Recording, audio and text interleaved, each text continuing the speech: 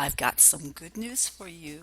This substitution property that we were discussing, that it applies to polynomials and rational functions where we're allowed to just do a direct substitution into the polynomial or the rational function of the value that x is approaching in the limit in order to evaluate the limit.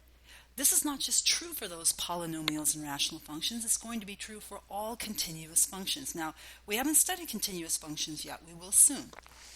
What I'm going to do now is an example of how to find the limit of a function that's not continuous at x equals a, the number that you're approaching. What do you do for a discontinuous function? You're not allowed to use the limit laws in that situation, so what are we going to do?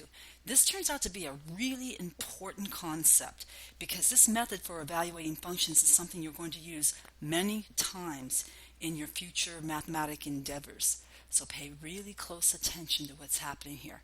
We're going to take the limit as x approaches 1/2 of 4x squared minus 1 over 2x minus 1. Problem.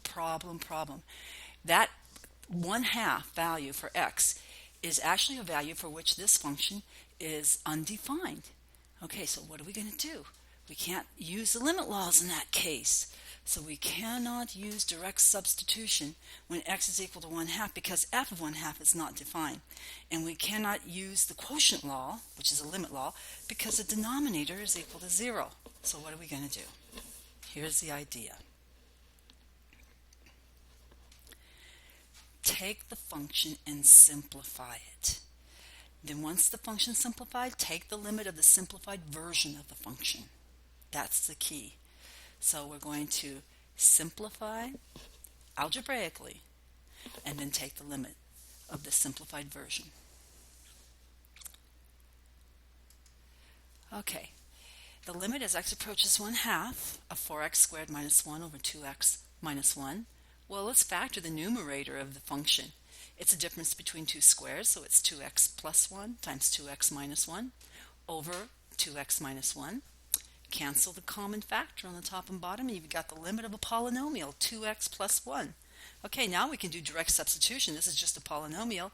2 times 1/2 plus 1. Do the arithmetic, and you get 1 plus 1 is equal to 2.